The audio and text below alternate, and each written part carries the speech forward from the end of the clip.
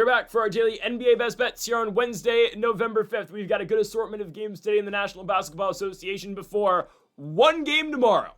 That's a thing. I don't know why the NBA still does this. We have a bunch of games today and then just one tomorrow. We're 10 days into the season.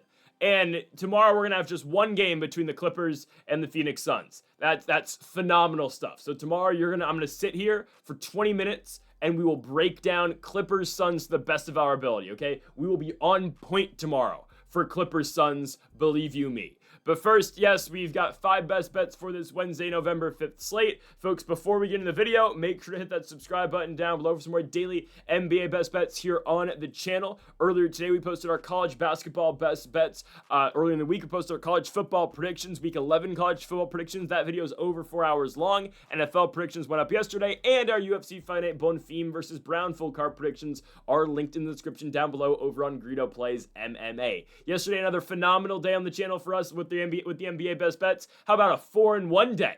All right. Connor Gillespie didn't go our way, but that's fine. Dyson Daniels cashes. How about the Oklahoma City Thunder? Down early, down big early, come back, completely shut down and dominate the Clippers in the fourth quarter, winning the game by 19 points cash. Pelicans win at home against the LaMelo Ball-less Charlotte Hornets cash. How about those Chicago Bulls? I keep trying to say how good that team is. 24-point comeback for Chicago. Josh Giddey's not just an all-star. We need to have serious discussions about Josh Giddey winning the most valuable player award. If you want to chart the top players right now for MVP, my voting would go number 1, probably Luka Doncic, probably Shea 2, Wemby 3, Josh Giddey 4, Giannis Antetokounmpo 5. That's your top 5 right now to win the most valuable player award. Just putting it out there. Let's do it, folks. Again, hit that subscribe button down below if you haven't yet. On to the first for our 5 best bets. Again, how about those Chicago Bulls, though? Huge victory. Giddey DiVucci main for the win. Anyways, first of our 5 best bets for today. Let's go to the Gainbridge Fieldhouse in Indianapolis, Indiana, as the Indiana Pacers are 6.5-point favorites at home against the Brooklyn Nets. I easily expect them to cover. Guys, the Pacers may be 1-6, but I think this is honestly, this is, 1-6 is bad on paper. It's an encouraging 1-6. It's not like they're getting blown out in every game. They're playing competitive basketball pretty much in every single game that they go out there and play. And I still believe the Pacers are going to the playoffs. I actually think so. Now, here's the thing. I know at the beginning of the year, I was very adamant on the fact that, we get Pacers to make the playoffs at plus 150, and I still hope the bet cashes. At the same time, it's actually not the worst thing in the world if the Pacers don't get in the playoffs, because they can get a Darren Peterson, they can get a AJ, they can get a Cam Boozer. So there's options for the Pacers. So again, we'll play that out as the season goes on. Right now, though, this is about this individual game. The 0-7 Nets take on the 1-6 Indiana Pacers. Yes, Indiana is down there in the standings with a horrible Brooklyn Nets team. This game will show you the difference between the Indiana Pacers and the Brooklyn Nets. Like, trust me, they are much better than this team. Indiana's 1-6. They're playing with a bunch of injuries. Right now, it is basically Pascal Siakam and everybody else, okay? God bless Spicy P, because he is trying with this team. There's so many injuries. Hallie, McConnell, Andrew Nembhard, Benedict Mathurin, Quentin Jackson, Ray J. Dennis, Johnny Furphy. Oh my goodness, everyone's hurt. Yet, I think they dominate this game. Guys, the Pacers have shown some life. I know they did not win on Monday against, that bitch Miles Turner. But they lost the game by 2 points. Guys, every day I know I come out here and start talking about Miles Turner. He just keeps doing it to himself. Why is he posting an Indy 500 car crash? Like, dude, we get it. You don't like Indiana anymore after you trashed them the entire offseason. But you keep on, I'm the victim. Why do people hate me? I wonder why. Anyways, Indiana played a competitive game against Milwaukee. They beat the Warriors the game before.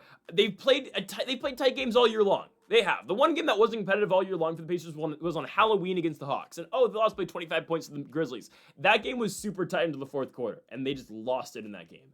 Indiana's been competitive in every single game that they played so far this season. And if they can just put it together and get their guys healthy, I'm telling you, this is still a 40-ish win team that can probably sneak in through the play-in. Again, that's still very far into the future. How about this game, though, against the Nets? Brooklyn is the worst team in basketball. Yes, the New Orleans Pelicans struggled to win a game until yesterday. I believe the Nets are by far dead last in the league. Right? You have an injury situation to Michael Porter Jr. Or sorry, a personal issue, excuse me, let me get that straight. A personal issue with Michael Porter Jr. It appears that he will be back tonight. I know there was something earlier in the week that prevented him from playing. I think that's been all sorted out by now. Anyways, even with MPJ in the lineup, it is a lineup that struggles. Cam Thomas still takes a bunch of shots every single game. He is a good offensive player. He doesn't really offer anything else other than that. And he's going to take a bunch of shots, but some nights when they don't fall, it's a mixed bag, I'll say. You know, you have a bunch of guys who just shoot a lot, doesn't always go their way. They don't play the best defense. Obviously, the Nets took their strategy in the offseason and then in the draft of just picking as many guys in the same position as possible. And somebody's got to turn out. Well, maybe. I don't know. Tonight, they'll probably be starting. The lineup they've been going with is Tyrese Martin, Cam Thomas, Terrence Mann, MPJ, Nick Claxton. Okay.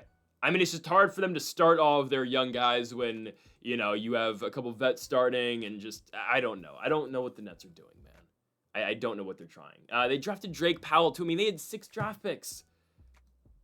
We've known it's going to be a learning curve this season, and obviously it has been so far, and it will only continue to be that exact same thing.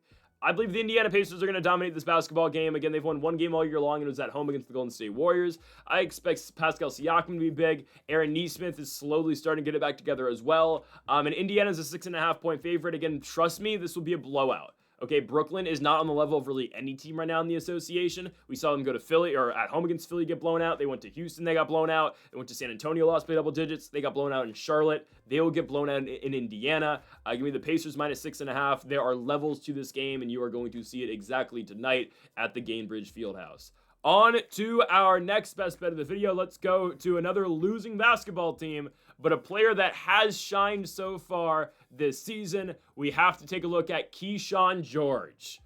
What a year so far for Keyshawn George in the Washington, not the Washington Wizards. How about a year for Keyshawn George?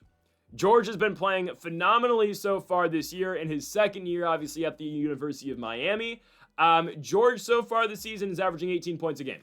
He's putting up phenomenal numbers, and if you really take away one bad outing against the Charlotte Hornets, he'd be averaging about 20 points per game. So the line we're looking at tonight for the second-year man is over 23.5 points, rebounds, and assists. Well, obviously the books don't expect Keyshawn George to keep this same pace. That's kind of what they're telling you right away with this line, because Keyshawn George has easily passed this line in his last couple outings. Or he's easily got it in there in his last couple outings. Actually, he has fallen short in the last 2 games. Prior to that, he was easily clearing it. Now, here's the thing, okay. In October, this was light work for Keyshawn George because of his RA numbers. His points really haven't fallen off that much. It's just he hasn't been getting rebounds or assists. I think that's an outlier. I think that's going to come back because you look early season Keyshawn George, right? 21 points against the Milwaukee Bucks. 9 boards, 4 assists. Against the Dallas Mavericks, 34 points, 11 boards, 4 assists. That Hornets game was bad. Just drops 20 against the Sixers, 9 rebounds, 7 assists. Against the Thunder, 12.7 boards, 6 assists. Again, we're all good there. Last 2 games, points have been fine. 17 points against Orlando, 15 points against New York. The Knicks, rebounds, he's got 3 and 5 in 2 games, 1 and 2 assists in 2 games. Don't love that. So, again, that's been a big negative recently for Keyshawn George. I think, again, the rebounds are obviously going to be the biggest part of this RA, and I just don't know what has happened in the last 2 outings. He should be fine. He has seen a little bit of a downspin in minutes or downturn in minutes just because the Wizards don't play competitive games. Is this game against Boston going to be competitive? I would argue yes. I watched Boston play. Obviously, you know, we saw that game against the Utah Jazz where Yusuf Nurkic had the game winner. Boston's not playing the best basketball this season, and sure, again, a lot has to do with the fact that they had to, trade a bunch of their guys in the offseason, clear cap room, and, make room for, keep Jaylen Brown and Jason Tatum happy with their pay structure, and obviously in the Tatum injury is going to hurt them a lot this season as well. Starting a guy who's great at being a 6th man starting now in Peyton Pritchard. Again, that can happen, but again, you just take away your depth on this team, and obviously it's been a difficult year for Boston. That long-winded answer was me telling you about the fact that this game will probably be competitive, and if it's competitive, I believe Keyshawn George is going to get around 30-ish, 35-ish minutes tonight. If he gets all that time and he gets, again, that level of volume, he should score about 20 points, let's say 18 points. Let's undercut it, 18 points. Okay, then we just need Keyshawn George to get 6 RA. His last game, again, the rebounds and assists have been down. Against the Knicks, though, still 5 rebounds, 2 assists. If he scores 18 points, that should do it. And his season average this year is at 18. The rebound average is at 7.5. Again, that's been down in the last 2 games. We expect that to bounce back up very shortly. And again, if George can just keep hitting those 3-point shots, because that is his shot, right? He nailed 7 of them in the Dallas game, 4 of them in the Sixers game. But again, he's going to take at least 6 3-pointers a game. If he can hit 3 or 4 of those, we're in business. Again, he has other ways of scoring, obviously, than just the 3-point shot. But that is one of the best ways he can get it done. On top of that, Washington's dealing with an injury tonight. No Chris Middleton. Middleton is still out with a knee injury. So I know Middleton has not been a big scorer for them so far this year. Actually, again, Keyshawn George has to be the number 1 scorer. He is. You take away Chris Middleton, there's opportunity that's just being, more opportunity that's being placed on Keyshawn George. And he's just been the guy so far for Washington this year. Obviously, Alex Sarr, the second-year man out of France, has had an impact. Bilal Koulibaly, however you want to say it, has played big minutes. McCollum has as well, and obviously Chris Middleton's involved as well. But this season really has been, watching Washington Wizards basketball, it's been the Keyshawn George show. George has done a lot for this basketball team. He plays big minutes. He is the number 1 option. And I think, again, Alex Sarr has seen a uptick in progression and just an uptick in overall production so far. I just said production twice is okay. But that's what you expected of a 20-year-old. Again, Keyshawn George is 21 too. I mean, there's not a lot. I'll say this now. There's not a lot that's going entirely the right way for the Wizards. Just because, they don't spend money and they're still trotting out. I know he's not playing tonight, but they're trotting out Middleton almost every single night. They're trotting out CJ McCollum every single night. And these guys, again, would probably only be starters at this point in their careers in Washington or in a situation in a team like the Washington Wizards.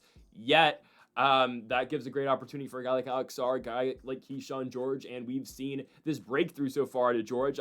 We just need to see him continue to take a lot of shots. I think the rebounds and assists will follow as well. Again, Middleton out creates more production for everybody, especially in your number 1 player right now in George. And I believe tonight is the night again where Keyshawn George goes back over 23.5 points, rebounds, and assists. It's a line that he's easily been averaging. Again, last 2 games so far in November against the Knicks and the Magic have not fallen through for him, or have not gone through for him in terms of this line. I believe today is the bounce back. Give me Keyshawn George over 23.5 points, rebounds, and assists here at home for the Wizards, or on the road for the Wizards, against a Celtics team that has been underachieving. Back-to-back losses for them to the Rockets and Jazz, both in the Boston Garden. Give me Keyshawn George and the Wizards to keep this game close, and George to go over his line. On to our third best bet of the video. We move to another player prop, our second and final one of the day before we close with 2 money line / spreads. Klay Thompson. Klay Thompson under 9.5 points. Oh my goodness, is this something? Klay's found himself with his daily player line or points line at 9.5. Wow. It's a line Klay Thompson has consistently gone under, though, which is actually crazy, but it is a line that he's consistently gone under so far this season. Klay's broken through this line 3 out of the 7 games they played so far this year. And my mindset with this is, and if you watch Klay play, and obviously the frustration that came out of that Houston game, and just the frustrations that have arisen in Dallas right now, there's obvious problems with this team. Klay Thompson is obviously still not the same player he once was. And if you're Klay, right, I mean, you got to be a little bit disappointed in the whole process and this team building strategy in Dallas. And obviously that does start with Nico and maybe, ownership and, people at a higher level than Nico Harrison as well. But if you're Klay Thompson, you expected to play here with Luka Doncic. You expected to play here with, again, Luka and Kyrie, 2 guys who are going to create for their own shots, guys who are going to force double teams, guys who are going to control the rock, but then we're going to have to kick when needed and get the ball in the corner to a guy who, again, Klay at this point of his career just wants to be a spot-up corner shooter. And you go from that to, again, Luka traded, Kyrie injured, and now Cooper Flagg, who's really never played the 1. He's a ball handler, sure, at Duke a little bit, but obviously they had an immense amount of talent over there for the Duke Blue Devils. So you go again from Luka, Kyrie to now Cooper Flagg, which, I mean, is cool, but Cooper Flagg is not going to warrant the respect a Luka Doncic obviously would from an opposing defense. Same thing with Kyrie Irving. And he's not going to have that total control of the offense like those 2 guys did as well. So if you're Klay, obviously that impacts you in a huge way now too, because those shots you were going to usually get aren't there anymore. Klay's not creating for his own shot anymore at 35 years of age. And on top of that, he's not getting as good of looks. The Mavericks are very predictable when they go to Klay, and Thompson's just not shooting the ball well. Again, sure, is it an uptick in closeouts as teams are, seeing that, oh, it's going to Klay this time out, we're gonna close out huge and he's not gonna get a good shot off. It's a combination of a lot of things. Ultimately, though, Thompson's not shooting the ball well this season. Klay Thompson this year, guys, is a 27% three-point shooter. Maybe it's Megan Thee Stallion. I don't know. Free Tory. Maybe it's that. But Klay Thompson this season is shooting 27% from the three from beyond the arc, and he's averaging 8 points a game. That's not going to cut it. And again, there's a reason the Warriors were so willing to move on. Sure, money-wise and whatnot, but Klay is 35 now, and last game against the Houston Rockets, Klay plays 18 minutes, 2 for 9 shooting from the field, and 1 for 8 from the three-point line. That's not Klay Thompson anymore. And it sucks, but it's the truth. Like, that is not the splash bro. That is not the Klay Thompson. He's only playing 20 minutes. We're probably going to see that dip under 20 like again we saw in the Houston game, where it's not like that game was a blowout. Oh, we got to pull the starters. No. The Mavs just don't really want Klay Thompson on the court because he's not playing well. It's the truth. He still starts, and there's injuries to the Dallas team, and you think, oh, okay, maybe with Lively out, maybe with AD out, who, again, I get don't play the same position as Klay Thompson, but maybe there's more opportunity for Klay now. He's just not hitting his shots. Dallas will probably be starting tonight. Cooper Flag at the 1, Max Christie at the 2, Klay at the 3, PJ Washington at the 4, Daniel Gadford at the 5. Again, Klay is scoring the least amount of points out of any starter. Max Christie scoring 17, Cooper Flag scoring 12, Washington 29, Gadford 14, and then there's Klay in 18 minutes. He scores 5 points. I mean, D'Lo's getting his minutes. It's not like D'Angelo Russell's playing well either. My goodness. D'Lo. D'Lo played 29 minutes against the Rockets, goes 2 for 10 shooting. You can't say the Lakers didn't tell you so with D'Angelo Russell.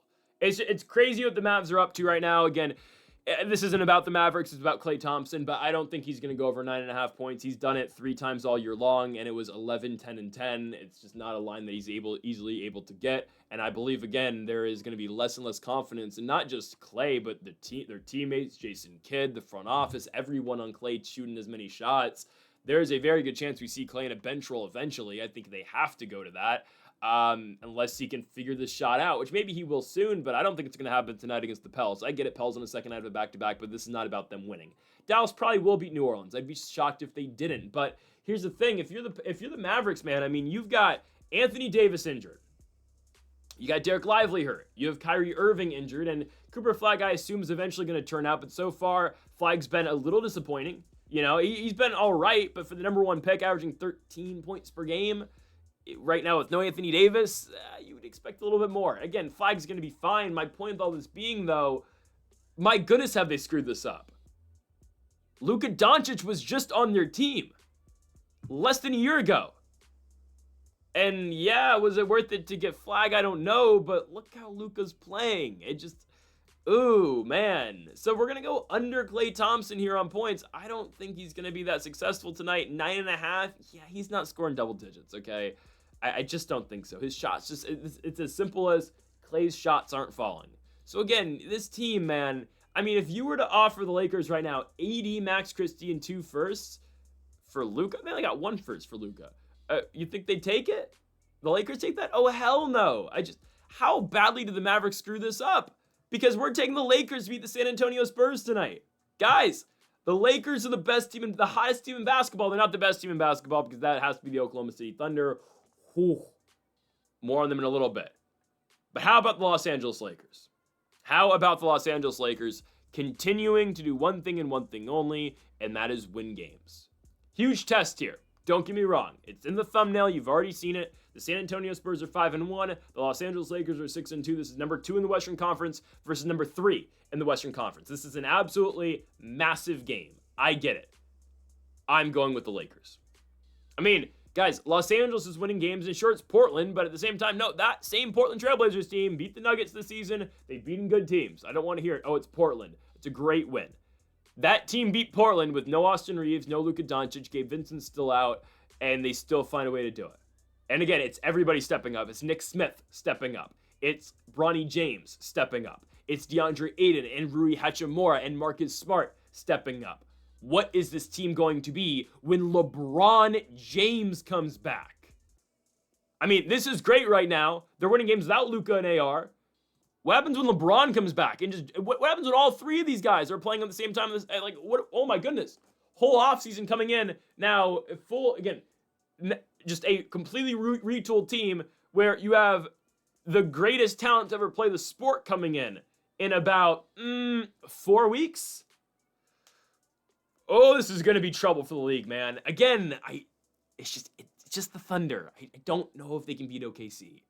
I firmly believe the Lakers are the second best team in the Western Conference. It is just Thunder. I don't know if they can beat that team in the playoffs in a 7-game series. We have to get lucky, and someone's got to knock them off, man. We need Denver to get them this time around. I know, again, the Lakers, we've always been scared of Denver. I'm way more scared of OKC than I am the Thunder right now. Anyways, we'll talk about that later. Again, we're still waiting for LeBron James to come back, which is absurd. Luka Doncic is playing tonight. He's not even on the injury report. He was strictly not playing the Portland game due to rest, which concerns me just a little bit, not going to lie. Like, he's 25 and we're resting him. I think, again, we're just trying to keep him, 100% for the rest of the year. And I think this is just the Lakers telling the NBA, yeah, we're not going to mess around with your back-to-back bull crap. We're not going to play our guys, whatever. We know we're going to be in the playoffs. We know where we're going to be at the end of the season. Austin Reeves is, though, still hurt. Well, he might play. Reeves is questionable with the groin injury. I have a feeling he's going to play. The Lakers don't play again until Saturday, right? Yeah, in Atlanta, I think AR is probably going to give it a go. ESPN game against Victor Wembanyama and the Spurs. Am I a little concerned about DeAndre Ayton tonight? A little bit. I'm scared with any center going up against Victor Wembanyama. It's still a Spurs team that's banged up with injuries. Again, no De'Aaron Fox, no Dylan Harper. I get it. These guys have been hurt for quite a bit now. But you have some other rotational pieces still out. Jeremy Sochan, Luke Cornett. There's not many rotational guys available tonight for San Antonio. And sure, I'm pretty sure they've been playing this entire season a little undermanned. I understand that. They are coming off their first loss, though. They went to Phoenix, Arizona to take on the Phoenix Suns, and they took an L against Phoenix, kind of surprisingly, if we're going to be honest with ourselves there. Phoenix winning the game 130-118 at home. Victor Wembanyama only scored 9 points on 4 of 14 shooting and 1 for 5 from the beyond the arc. Again, 4 blocks, because that's just what Wembanyama does in every single game. It is a given. He's going to go out there and give you 4 blocks tonight. It's absurd. However, I think Los Angeles, with the way they're shooting the ball right now, with Luka Doncic doing his thing, with Austin Reeves potentially in the lineup tonight, and Ayton playing better, I think this is danger for San Antonio. The Lakers, simply put, just outman San Antonio. They just have too many guys that can hurt the Spurs. Guys, the Lakers are 6-2, and their losses are opening night against the Warriors, fake game, because Jimmy Butler got to the free throw line 25 times himself, and then a home game against the Portland Trail Blazers where AR dropped 41, but it was the second night of a back-to-back, and Luka didn't play. And sure, they got their get-back in the second time that they played Portland, again on the second night of a back-to-back in the Moda Center at the Rose Garden. Again, thank you, Nick Smith. Like, Nick Smith should get more run, I think, now after that game. Unbelievable stuff. Lakers cashed at a plus 285 dog, and yet we had to take it earlier in the day at like plus 120. Anyways, though, I'm taking the Lakers to beat San Antonio, guys. The Lakers, they're getting to this point now with the Lakers here, where if I get them at close to even money against anybody except for OKC, I'm absolutely firing. Absolutely. I have not had this amount of confidence in Los Angeles Lakers basketball since 2021. And that's the truth. That this is as much confidence as I've had in this team since the 2020-2021 season. Obviously not the 21-22 season where where Genie randomly blew up the entire court for no reason. I don't know why they did that still. That's how much confidence I have in this basketball team right now. They are playing phenomenal basketball, and they're going to continue to do that going forward here. AR, Luka, and how about Jake LaRavia? I mean, there's so many guys on this team right now that are just playing very good ball. And just wait until LeBron James comes back. It's against a depleted Spurs lineup. They are starting right now Cassell, Vassell, Barnes, Champagnie, Wembanyama. It's a good lineup, but not a great lineup. I think the Lakers quite easily get this one. I'm going to go Los Angeles at home. Money line, minus 140 for LA, taking it home against the San Antonio Spurs. On to our final best bet of the video. We go back to the Rose Garden up in Portland, Oregon, as we've got the Portland Trail Blazers hosting the Oklahoma City Thunder. I'm taking OKC minus 5.5. For as much as I want to hype up Los Angeles, and I will continue to do so, Did you see what the Thunder did last night? It's not the victory itself. It's not, usually the story is how great Shai Gilgeous-Alexander is, and he is great. He is the overall best player in basketball. There's the reason he's the reigning MVP. There's the reason he's the reigning finals MVP. The Thunder don't win that game yesterday because they're starting lineup. Well, they do, but they pull away because of the bench unit. And they pull away because of guys like Isaiah Joe, Alex Caruso, Aaron Wiggins, AJ Mitchell, Kaysen Wallace. Those guys win the game, especially, again, Isaiah Joe, who goes 6 for 10 shooting from beyond the arc, 22 points in 21 minutes. It is absurd stuff that the Oklahoma City Thunder do sometimes. AJ Mitchell's a plus 31 plus minus last night, plus 26 for Aaron Wiggins, plus 22 for Isaiah Joe. Alex Caruso, all these guys come off the bench and do this. It is absurd stuff. They are legitimately the most well-rounded team we have seen in the history of the sport. They have a legitimate chase, and they've talked about this with, on the broadcast last night on NBC. They might have a legitimate 12-man rotation. And that's just the luxury they have of how deep this team is. They are doing this without J-Dub. J-Dub's still, injured with the wrist injury. He had surgery over the offseason. Still not a lot of chatter about that, which I'm a little concerned about. But they're just that deep. And they are legitimately trying to play games with 12 or 13 guys. Everyone gets in. Everyone gets their run. I mean, they play last night. They play really 11 rotational guys. It's 11. Yeah, they played 11 rotational guys. And other than Braden Carlson and Chris Youngblood who come in at the end of the game, everyone else can be used in actual rotational minutes for these guys. Not saying Carlson and Youngblood can't be that eventually, but obviously this year they're so deep they won't be needed. And J-Dub's still yet to come back. Again, unfortunately, Topic is out for the year again with cancer. Again, I think he's going to be fine, but it sucks. But they're so loaded, it's insane. Don't forget, their pick last year, Sorber from Georgetown's out for the season as well. That's okay. He's going to be fine next year. They're going to have another first-round pick. By the way, do you guys know they have the Utah Jazz's first-round pick this season? Yep. It's top 8 protected, but you know what happens if the pick goes in the top 8 this year, right? They just get the pick next year instead, and then it's unprotected. Oh, boy. Oh, boy. The Oklahoma City Thunder, ladies and gentlemen. The Oklahoma City Thunder. They are going to beat down the Trailblazers tonight. Portland, I think, overachieved a little bit at the beginning of the season. Denny Adjiva was the only one to show up and play for the Trailblazers. Don't get me wrong, guys. Denny's whistle's absurd. Watching that game, the Blazers were getting away with the most heinous stuff imaginable. And I don't see a foul. No whistle. And the Lakers would barely touch Denny Adjiva, and he'd be shooting free throws. There were some absurd calls in that game. The Trailblazers outshot the Lakers at the line. They doubled the Lakers' free throws. It was insane stuff. They were in the 30s, were the Portland Trailblazers with attempts at the charity stripe. They just couldn't make those free throws except for Adjiva. And that's the thing with Portland, right? They are not really a good three-point shooting team. They just score quite a bit because they can rebound fairly effectively. They drive the rim really well. Again, Adjiva. And what Portland does so well is they force turnovers, and they are going to win in transition. They're going to win fast break points. Yeah, who doesn't really turn the ball over that much? OKC. Who doesn't really make mistakes that much? OKC. Who didn't have to play their starters in the fourth quarter last game? Shai Gilgeous-Alexander in the fourth quarter. Chet Holmgren, Lou Dort in the fourth quarter. Who didn't have to play their starters in the fourth quarter? OKC. That's how good they are. They let that bench unit start the fourth quarter. The Thunder went on a 15-0 run at the end of the third quarter and into the fourth quarter against Los Angeles, the Clippers, and we again easily predicted Thunder spread in that game. To the point where, SGA doesn't even have to come in the fourth quarter. And he's already scored 30 points, but there's no reason to bring him in. We've already got the game won. It just goes to show how good OKC is. And I just don't think Portland's going to be able to keep up. Again, Portland, if you can limit the turnovers, Portland is very mid.